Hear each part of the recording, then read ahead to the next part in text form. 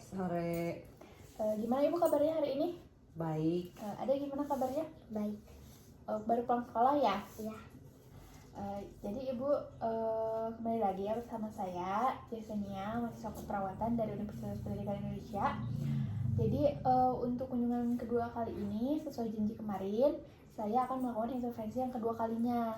Di intervensi yang kedua kalinya ini, saya akan menjelaskan mengenai peningkatan perilaku hidup bersih dan sehat pada keluarga Ibu. Karena kan kemarin adiknya ini belum bisa cuci tangannya Ibu, dan jajanannya juga masih yang sering yang pedas-pedas di sekolah. Jadi nanti kita bahas ya Ibu mengenai itu.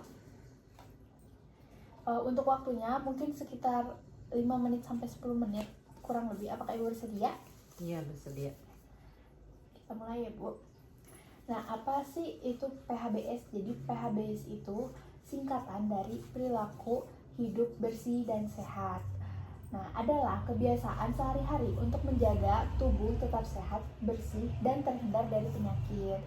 Jadi intinya PHBS itu perilaku keseharian yang lebih bersih dan sehat gitu, peningkatan. Nah, contohnya itu mencuci tangan sebelum makan, sesudah makan, terus makan makanan yang sehat, seperti sayur, buah, kemudian karbohidrat, protein, dan menjaga kebersihan lingkungan sekolah. Ini khusus untuk adiknya berarti. Kita lanjut ya Bu.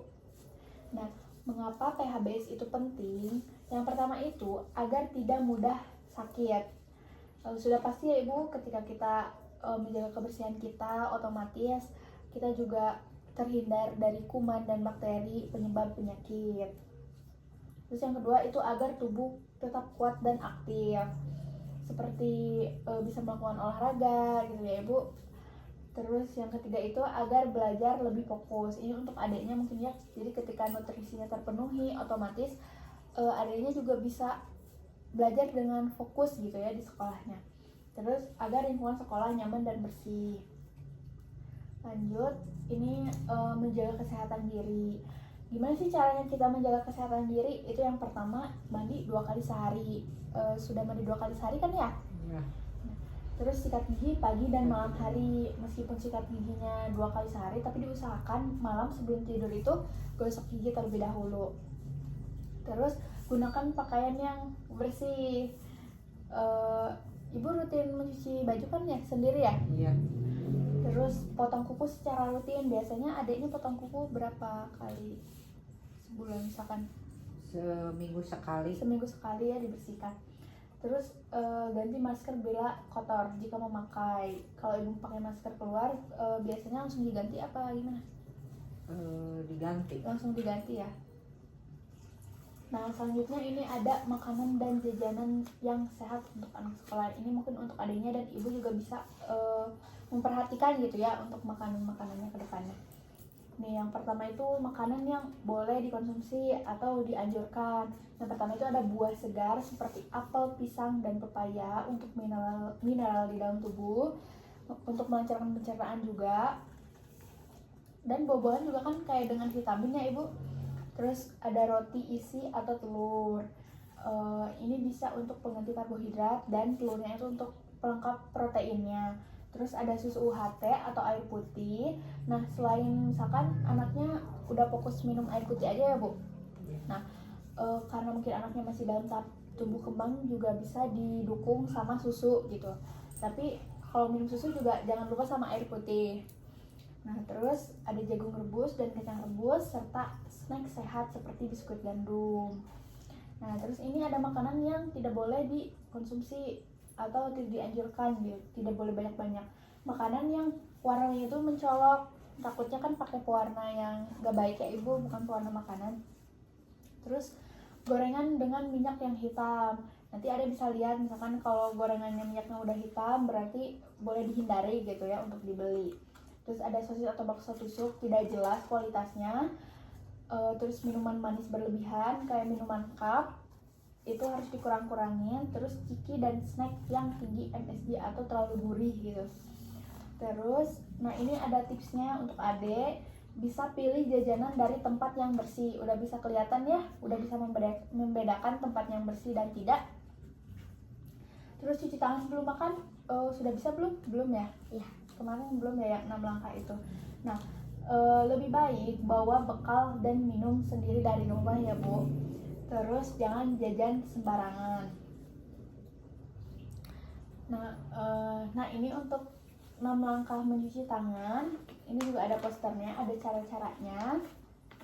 Boleh dipegang. Nah, sini saja. Boleh diikutin cara-caranya. Nah, yang pertama itu gosok telapak tangan, bisa pakai sabun, terus pakai air mengalir juga. Terus gosok-gosok punggung tangan. Ini langkah yang kedua. Terus sela-sela jari. Setelah itu punggung tangan, punggung jari. Langsung ke ibu jari. Terus ujung kuku. Nah, ini dalam keadaan pakai sabun ya Dek, dua-duanya. Setelah itu bilas menggunakan air mengalir. Mengerti? Nah, ini nanti bisa ditempel di bekas wastafel tempat cuci tangan ya Dek, biar terus ingat gitu. Ibunya juga bisa pakai. Nah, ini Ibu ada leaflet juga tentang manajemen nyeri yang kemarin ya Ibu. Ini kemudian ini ada poster, nanti bisa ditempel di wastafel ya Bu untuk mengingat. Selanjutnya ini ada aktivitas fisik yang sehat. Yang pertama itu bermain dan bergerak setiap hari. Adanya sering main keluar gitu atau di rumah terus? Di rumah terus. Di rumah terus. Nah kalau bisa bersosialisasi gitu ya Dek sama teman-teman, bisa bermain. Terus suka olahraga paling di sekolah ya paling. Nah bisa olahraga di rumah sama ibu juga bisa. Terus senam pagi, berjalan kaki atau bersepeda ke sekolah. Nah untuk berjalan kaki ke sekolah naik apa? Jalan. Nah itu bisa jadi olahraga ya itu pagi-pagi kan ya. Terus mengurangi waktu bermain HP terlalu lama. Ibu juga bisa membatasi ya adanya kalau misalkan main HP minimal tuh biasanya untuk anak usia sekolah tuh 1 jaman. Nah itu juga harus diawasi dengan orang tua. Nah sudah mungkin sudah beres ya Ibu. Mungkin saya akan melakukan evaluasi. Gimana? Sudah mengerti apa yang tadi saya jelaskan? Ya, mengerti. Mengerti ya Ibu, dari mulai tadi ada apa aja? Makanan yang dianjurkan ada apa aja?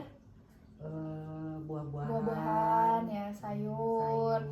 Terus yang dihindari? Yang dihindari makanan berwarna mencolok. Ya, ada juga udah tahu kan tadi tempat yang gimana yang bersih dan kotor bisa membedakan ya.